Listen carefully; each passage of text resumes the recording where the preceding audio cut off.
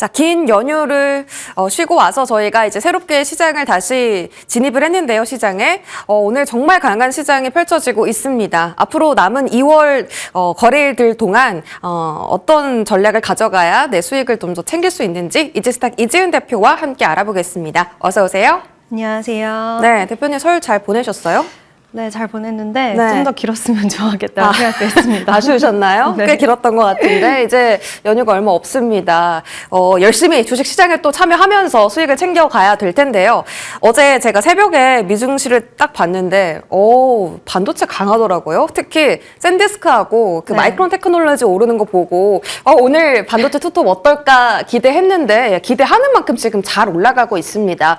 미증시에서 뭐 하루 만에 이 AI 버블론이 종결이 되면서 지금 반도체가 다시 강해지고 있고 코스피가 7천을 향해 달려가는 그런 주력 섹터는 무조건 반도체가 그 승기를 쥐고 있다라고 이야기가 나오고 있잖아요. 오늘 삼성전자 19만 원대 돌파했고요. SK 하이닉스도 90만 원 다시 한번 올라서는 모습이에요. 이들 종목군 오늘 외인 수급은 조금 부족하던데 그래도 상단을 열어둔다라는 목소리가 높잖아요. 네. 어디까지 보세요, 두 종목?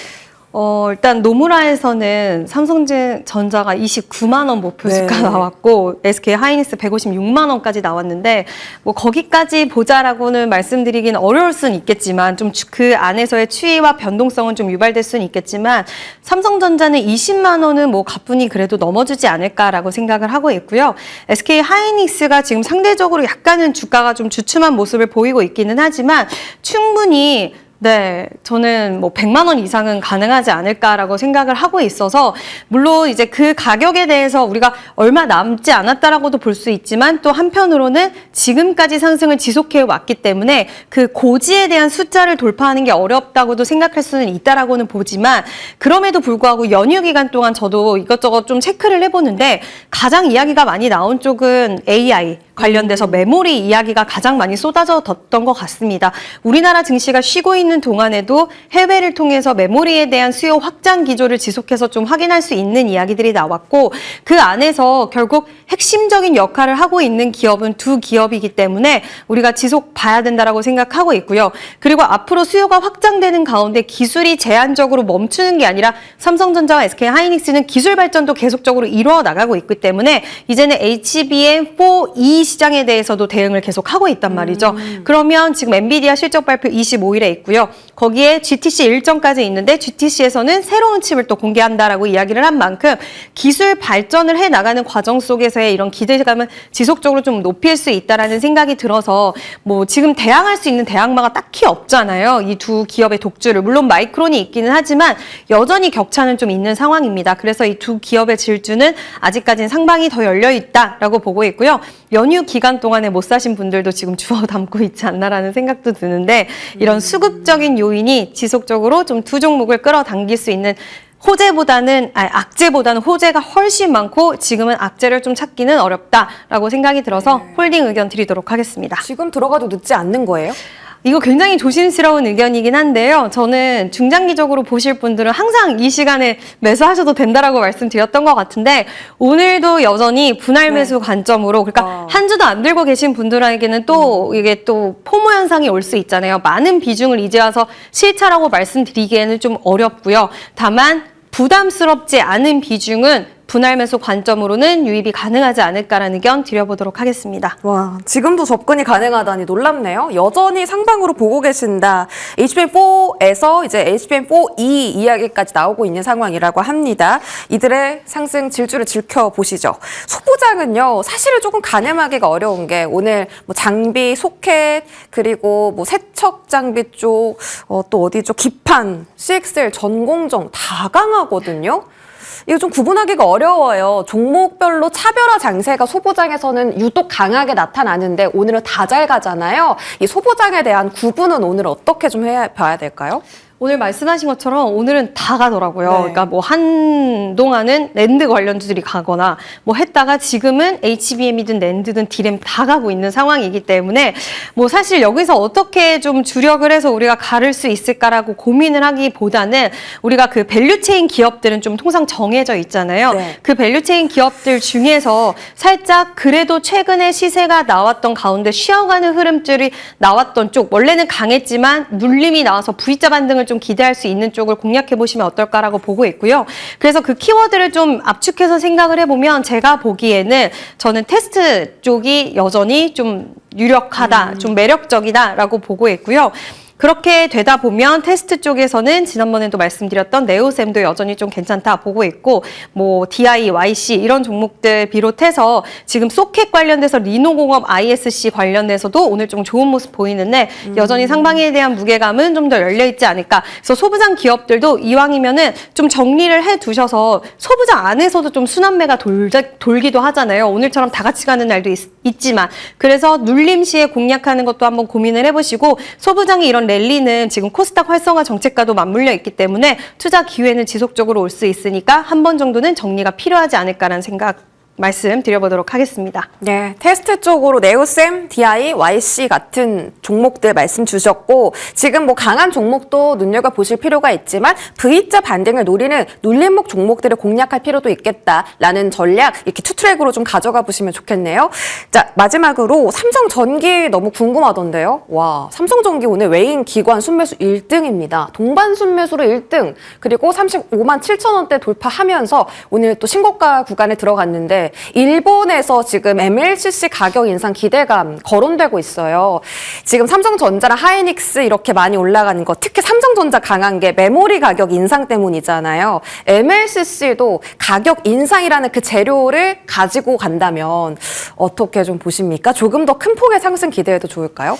네, 저는 충분히 기대를 해도 좋지 않을까라고 생각을 하는데 이번에 이 사이클을 전례 없는 사이클이다라고 이야기를 하는데 여기에 MLCC 또한 또 그 수혜적인 부분들을 충분히 받아갈 수 있는 부분이라서 지금 수요와 공급의 불균형 상태에 대해서 가격 상승에 대한 부분이 MLCC에 대해서는 적용이 안 되리라는 보장은 없다라고 보고 있습니다. 그렇기 때문에 증시 변동성에도 삼성전기의 상승은 계속적으로 이어갔던 부분이고 삼성전기 같은 경우에는 저는 딱 다른 것보다도 가장 중요한 게 얼마 전에 이제 실적 발표 때 이야기 나왔던 게 가동률 100%라는 이야기가 정말 중요한 포인트가 아닐까라고 생각이 드는데 가동률이 100%가 다라고 거기에 가격 인상에 대해서 나중에 추후엔 증설에 대한 효과까지 기대를 한다라고 했을 때는 저는 추가 상승 최근에 증권사에서 41만 원까지도 또 나와줬더라고요. 그래서 오늘 가격 라인에서는 지금 윗꼬리가 살짝 달리기는 했지만 물론 추격 매수는 좀 어려우실 수는 있을 것 같기는 해요. 다만 추가 상승은 충분히 가능하지 않을까.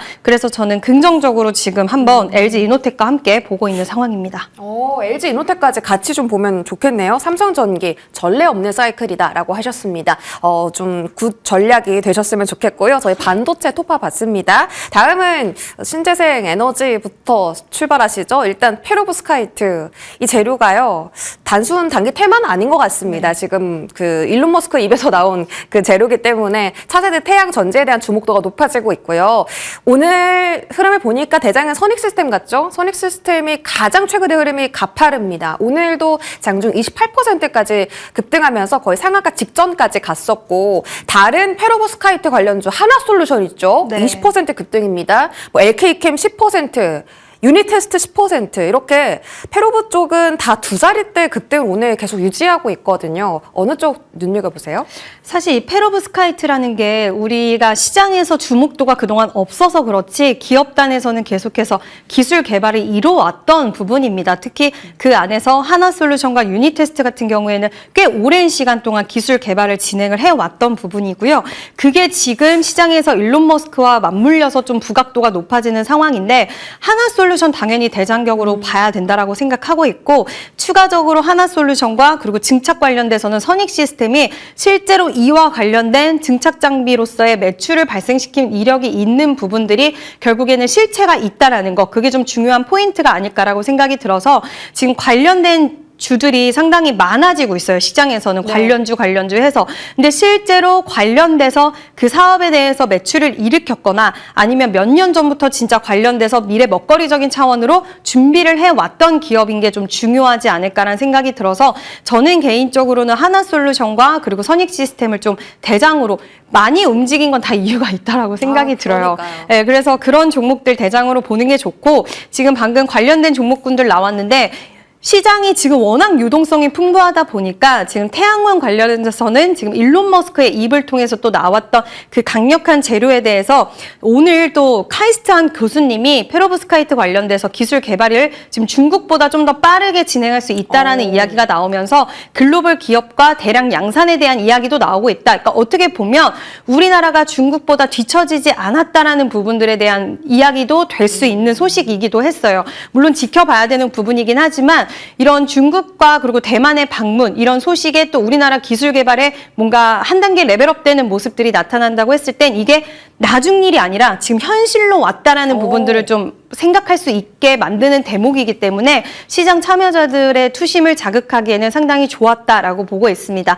다만 이제 너무 급등세가 막 연출이 되고 있어서 이게 유동성이라는 게 유동성을 타고 가는 게 뭐 실적 이런 거 다 필요 없이 사실 유동성 붙으면 진짜 제일 무서운 거잖아요. 네. 근데 그게 또 그만큼 변동성을 유발시킬 수 있는 부분이라는 걸 염두는 하셔야 되기 때문에 비중에 대한 조절이라든지 그리고 추격 매수에 대해서는 좀 조심하실 필요 있다. 한번 테마가 붙으면 요즘 시장은 로봇도 그랬고 우주항공도 그랬고 생각보다 꽤 길게 지속이 됐어요. 그렇기 때문에 너무 마음을 급하게 생각하시는 것보다는 눌림 시의 매수 전략이 유효할 수는 있다는 의견 드려보도록 하겠습니다. 아, 페로브스카이트 단순 단기로만 볼 것이 아니라 이게 정말 현실로 다가오고 있다라는 그런 말씀해 주셨고 하나솔루션하고 선익시스템 탑픽 주셨거든요. 근데 눌림 매수 해보자. 요즘은 길게 간다라는 조언까지 덧붙여 주셨습니다. 매수 포인트 잘 잡아보시고요. 저희 다음은 지금 에너지단 궁금한데 그 풍력주가 오늘 또 강하거든요. 특히 CS 윈드만 따로 떼놓고 보자면 오늘 증권가에서 정말 호평을 내놨습니다. 와, 탄력 좋네요. 지금 더 갑니다. 18% 급등하고 있고 이게 궁금해요. 풍력이 지금 AI 때문에 에너지가 모자르다 보니까 글로벌리 이 풍력에 대한 산업이 성장하는 건지 아니면 CS 윈드가 지금 어닝 서프라이즈를 공개해서 단순 실적 기대감으로 오르는 건지 궁금한데 산업이 성장한다면 CS 윈드가 조금 더 길게 갈 가능성도 있는 거잖아요. 지금 풍력 전반은 어떻게 보세요?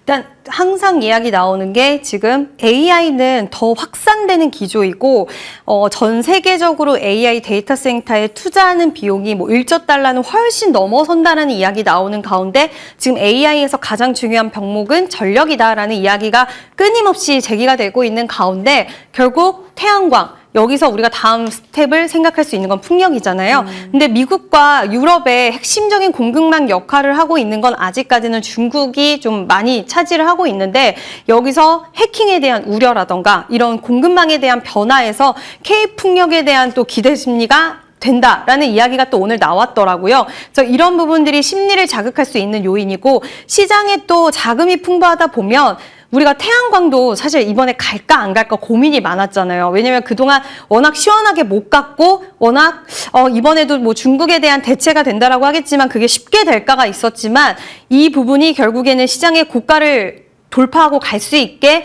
원동력이 된 건 수급적인 요인이었는데 지금 풍력이 CS 윈드와 베어링이 저렇게 가는 걸 보면서 저도 사실 풍력 같은 경우에는 살짝 다른 에너지원보다는 물음표가 있는 쪽이었는데 지금 유럽이라든지 미국 쪽에서의 이런 풍력 쪽으로의 움직임이 좀 더 적극적으로 나올 수 있는 가능성이 제기가 된다라고 했을 때는 충분히 기대 심리적으로 움직일 가능성이 있다라고 보고 있습니다. 그러면 오늘 딱 하나 산다면 풍력입니까? 태양광입니까?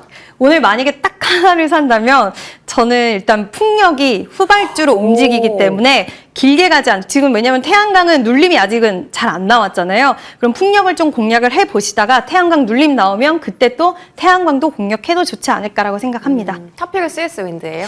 저는 강한 종목을 잡는 게 지금 네. 시장에서는 아. 맞지 않나라 생각합니다.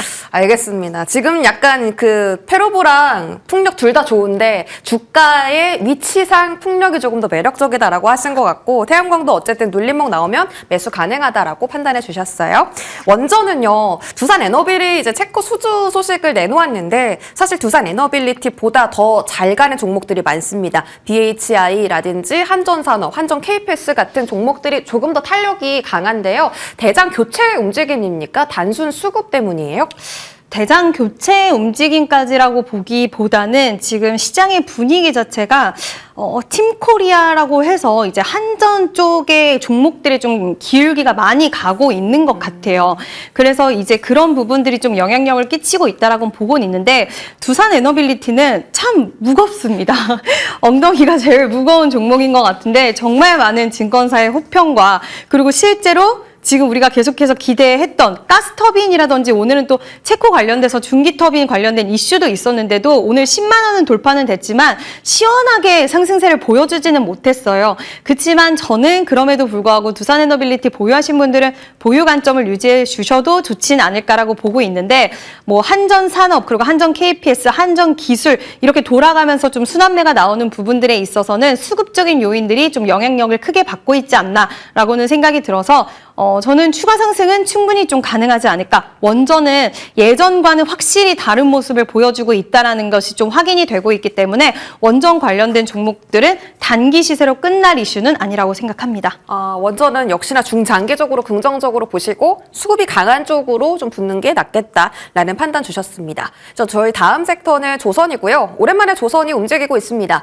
트럼프 정부에서 이제 조선업 청사진 공개했다. 뭐 이 이슈로 지금 조선이 움직이는데 글쎄요, 지금 사실 조선보다 더 매력적인 섹터가 많거든요. 이제 그럼에도 조선이 전고점까지 가는 그 기대 수익을 두고 조선을 봐야 되는지 아니면 그냥 조선 말고 그냥 반도체나 말씀 주신 신재생 볼까요?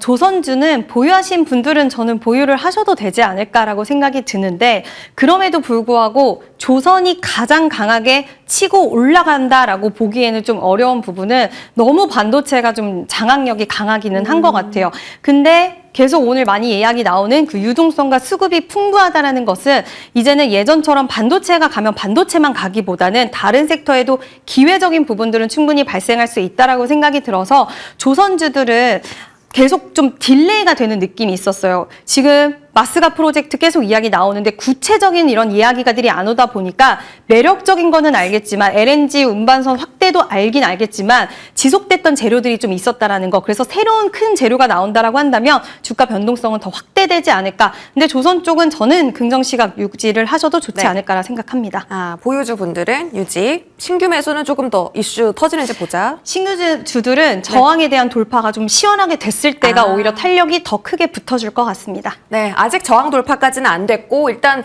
지금 반등 움직임은 좀 나오고 있다라는 점을 저희가 챙겨드렸습니다. 조선은 그렇게 보고 기자재 쪽은 조금 다르게 봐야 될까요? 탄력이 다르잖아요. 그럼 생각보다 지금 진입해도 조금 수익을 더 챙길 수 있지 않을까? 이런 생각이 드는데요. 어때요, 기자재는요? 성강밴드 보고 깜짝 놀라셨던 네. 분들도 계실 거예요. 지금 거의 전 고점 이상 곧 갈 것 같은 분위기인데 오늘도 굉장히 탄력도가 좋더라고요. 그래서 바닥권에서 진짜 그 단기적으로 굉장히 급상승을 이뤄냈기 때문에 성강밴드를 필두로 해서 저는 태광이라든지 하이로코리아 이런 종목들도 지금 뒤따라가고 있는 흐름들이 있어서 기자재가 조금 더 탄력적인 모습들이 코스닥 활성화 정책에 또 맞물려서 나올 가능성도 있다. 그래서 저는 기자재 쪽 단기적인 퍼포먼스를 원하신다고 한다면 기자재 쪽 보시는 게 좋을 것 같고요. 나는 좀 길게 조선 협력 쪽을 보신다라고 한다면 뭐 실적이 잘 나오는 대형주들도 계속 좀 지켜보실 필요는 있다라고 생각을 합니다. 네, 단기는 조금 다른 시선입니다. 성광밴드, 하이로코리아, 태광 이렇게 말씀 주셨고 단기 급등 퍼포먼스 기대하신다면 이쪽이 오히려 낫겠다라는 전략 세워주셨고요. 자, 마지막으로 증권 정말 강한데요. 이제는 뭐 동전주까지 다 움직이기 시작했어요. 지금 증권이 너무 많이 올랐잖아요. 그래도 올라가는 종목 따라가야 됩니까? 아니면 혹시 오늘 뭐 상한가 현대차증권 같은 종목 이제서 막 움직이기 시작했는데 이제 움직이기 시작한 종목들 따라 들어갈까요? 증권주는 네. 진짜 다 가더라고요. 근데 상상인증권, 뭐 SK증권은 동전주였다가 이제 결국 탈피를 했는데 네. 이런 테마성에 대한 이슈도 붙었긴 하지만 지금 오늘 시장 코스닥 4% 올라가는데 가장 수혜를 볼 수 있는 쪽은 과연 어디일까를 생각해보면 결국에는 지금 ETF도 자금이 끊임없이 들어오고 있고요. 그런 거 봤을 때 결국 증권주들은 계속적인 구조적인 수혜를 볼 수밖에 없는 위치에 있기 때문에 장기적으로 보실 분들은 예전에도 말씀드렸지만 브로커리지 수익 쪽으로 키움증권, 뭐 미래에셋증권도 좋기는 하지만 그쪽을 보시는 게 맞고요. 단기적인 수급 활용, 지금은 증권주가 또 코스닥 활성화 정책이라던가 연휴 이후에 자사주 소각이라든지 정부 정책에 대해서 지금 기대감이 그 어느 때보다 올라왔잖아요. 그래서 6월 달까지는 계속해서 이런 기대감이 갈 수 있다라고 생각이 들어서 그때까지 증권주가 이 안에서 순환매를 돌 가능성, 그럼 수급 활용을 좀 하실 수 있는 분들이라고 한다면 수급적인 요인들 키 맞추기 형식으로 어느 정도 올라올 수 있다. 그래서 장기적으로 보기엔 어렵다고 하더라도 지금 시장에서는 증권주들 단기 트레이딩 관점으로는 좀 노려볼 법하지 않나라는 의견 드려보도록 하겠습니다. 브로커리지 비중 쪽으로는 여전히 키움이 탑픽이시고 단기적으로는 주주 환원이랑 상법 개정 정책으로 강하게 급등하는 종목들 단기 접근도 가능하다, 유효하다라고 판단해 주셨습니다. 저희 긴급 질문인데요. 2차 전지가 너무 세잖아요. 갑자기 이제 코스닥이 4%까지 사이드카를 발동하며 올라가는데 에코프로 형제가 그 중심을 잡아주고 있습니다. 오늘의 에코프로 그룹주 시세, 일단 2차 전지 섹터의 시작이라고 봐도 돼요?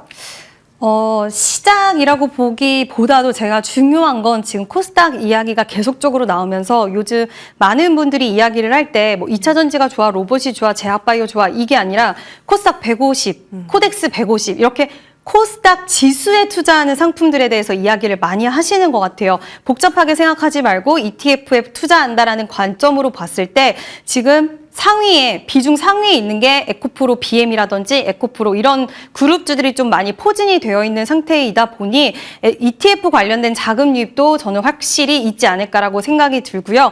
그래서 결국 코스닥이 가려면 시가총액 상위 종목들이 움직일 수밖에 없는 상황 속에서 뭐 에코프로 그룹주들 그리고 오늘 알테오젠도 많이 올라오고 있고요. 뭐 펩트론이라든지 오늘 또 레인보우 로보틱스까지도 가더라고요. 그래서 이런 종목군들이 움직이는 거는 아무래도 ETF 자금 유입에 대한 가능성도 좀 있다. 그래서 결국엔 코스닥을 연휴 이후에는 지금 코스닥이 좀 더 강세 흐름들을 보여주고 있는데 상당히 좀 투자 기회가 더 많이 열리는 쪽으로 생각을 해주셔도 좋지 않을까라는 의견 드려보도록 하겠습니다.